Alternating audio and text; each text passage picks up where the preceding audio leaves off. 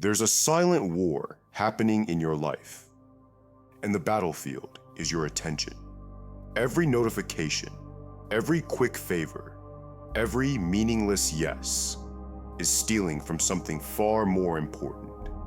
The Stoics understood this long before smartphones existed. They knew that saying no, firmly, clearly, and without guilt, is the most powerful skill a man can master. Not to push people away, but to protect what actually matters. And by the end of this video, you'll know exactly how to do it, the Stoic way. Lesson 1. Clarity is power. Know what truly matters. You can't say no with conviction if you don't know what you're saying yes to. The Stoics understood that a scattered life is a wasted life. That's why they return to the same idea. Again and again, know yourself and know your purpose. Marcus Aurelius, ruler of the Roman Empire, carried the weight of a nation, but he never let the noise of the world drown out his values. Every morning, he would open his journal and remind himself, you see how few things you have to do to live a satisfying and reverent life. That's Stoic minimalism, not in material things, but in attention. The fewer things you chase, the more powerful your focus becomes. If you don't take time to define what matters to you, the world will do it for you. Social media, group chats, work meetings, invitations, obligations, all of them pretending to be important. But here's the reality. Clarity kills distraction. Seneca warned us, the soul which has no fixed purpose in life is lost. To be everywhere is to be nowhere. So how do you gain that clarity? You slow down, you reflect, you journal, you ask, what are the 3 things that matter most to me right now? What are the values I refuse to compromise on? What would I spend my time on if I didn't care what anyone else thought?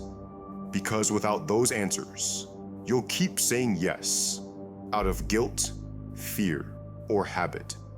But with them, you'll have the power to say no with confidence, not out of selfishness, but because your life is worth protecting.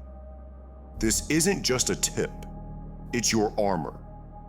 And without it, every distraction becomes a weapon aimed at your purpose. Lesson 2. Self-discipline is self-respect. Master the inner no. Most people think saying no is about words, but for the Stoic, it starts much earlier, with the discipline of the mind. Epictetus, once a slave, later a great teacher, didn't have freedom over his body, but he had complete control over his will. And that's what Stoicism trains, prohairesis, the ability to choose your response, no matter what the world throws at you. Every time you say yes when you wanted to say no, you surrender that power. You're not just avoiding conflict, you're avoiding growth. Because every yes to distraction is a no to self-respect. Marcus Aurelius wrote, "Do every act of your life as though it were the last." That's not about living in fear. It's about living with intention. You have limited time, limited energy, and yet, most of us give it away like it's nothing. We say yes to weekend plans we don't want. We say yes to extra work that steals from our health. We say yes to digital noise that drowns out our focus. Why? Because it's easier. Because saying no feels uncomfortable. Because we're trained to please, to conform, to obey. But the Stoic doesn't aim for comfort. He aims for clarity. in strength. Saying no might disappoint others. It might feel awkward. But every time you honor your priorities over pressure, you're practicing self-respect. Discipline is not punishment. It's protection. Protection of your time, your peace, your path. So next time you're about to say yes, pause. Ask yourself, am I agreeing from strength or from fear? That single pause is where discipline lives. And the more often you exercise it, the stronger your inner no becomes. Eventually, it stops being an effort and starts being who you are. Lesson 3. Time is your most valuable asset. Guard it ruthlessly. You can get rich and lose it all. You can build a reputation and watch it vanish. But once your time is gone, it's gone forever. The Stoics knew this better than anyone. Seneca famously wrote, "It is not that we have a short time to live, but that we waste a lot of it. We waste it saying yes to what drains us, to conversations that don't matter, to meetings without purpose, to endless scrolling, mindless consumption, pointless obligations. But when you begin to see your time as life itself, everything changes. Every yes becomes a transaction. Every request becomes a cost. And every no becomes an act of freedom." Marcus Aurelius said, "You could leave life right now. Let that determine what you do and say and think." This is the concept of memento mori. Remember, you must die, not to depress you, but to wake you up. Because the truth is, most people aren't living. They're just reacting. The Stoic doesn't react. He chooses, deliberately, intentionally.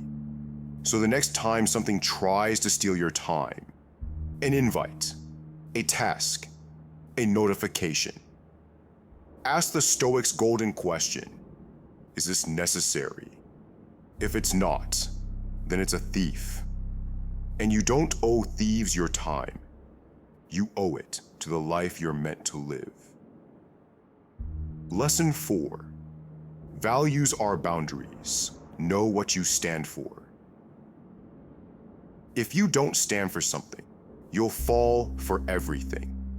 And that's exactly why most people can't say no.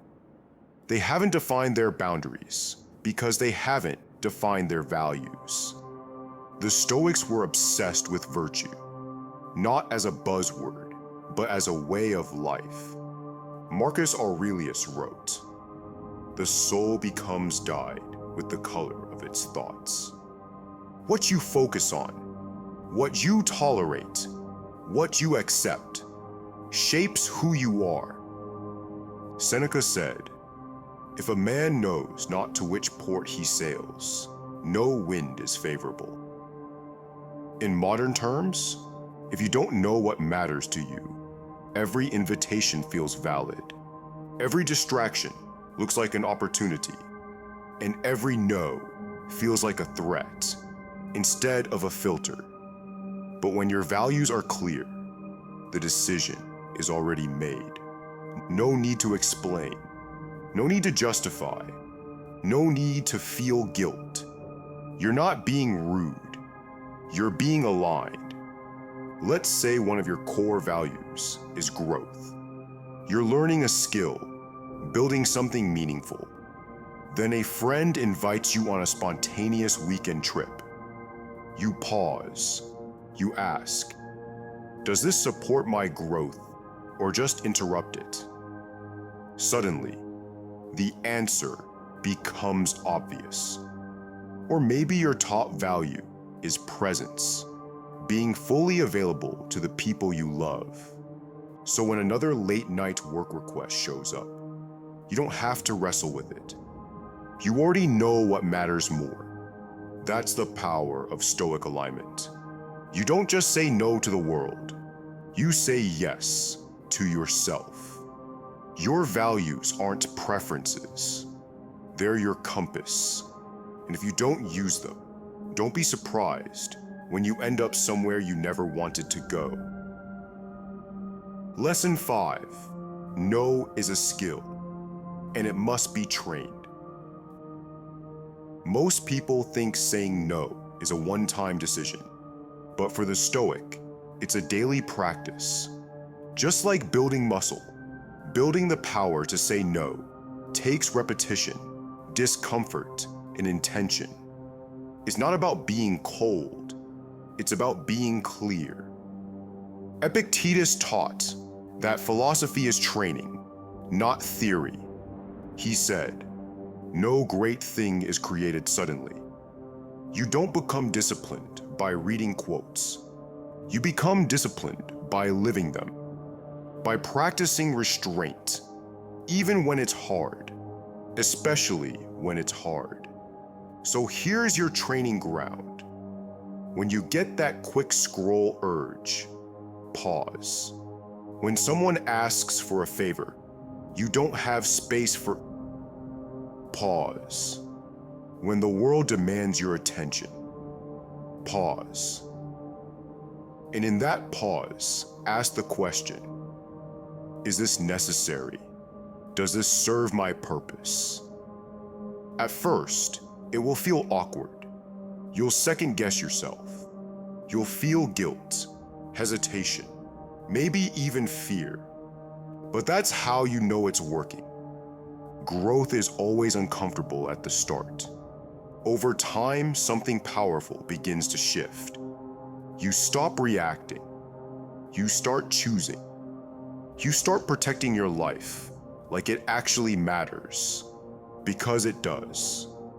This is what the Stoics called apatheia, not indifference, but mastery over your impulses. Freedom from being dragged around by emotion or fear. The ability to remain undisturbed in a world full of noise. Every no you practice is one more step toward peace, focus, and freedom. Train it, sharpen it, own it. Somewhere in your life right now, there's a yes you've given that's slowly pulling you off course. It looks harmless. It might even feel good. But deep down, you know, it's costing you something. Your time, your clarity, your peace. The Stoics wouldn't tell you what to do. They'd hand you the mirror and ask, is this necessary? And the real question is, are you ready to answer honestly?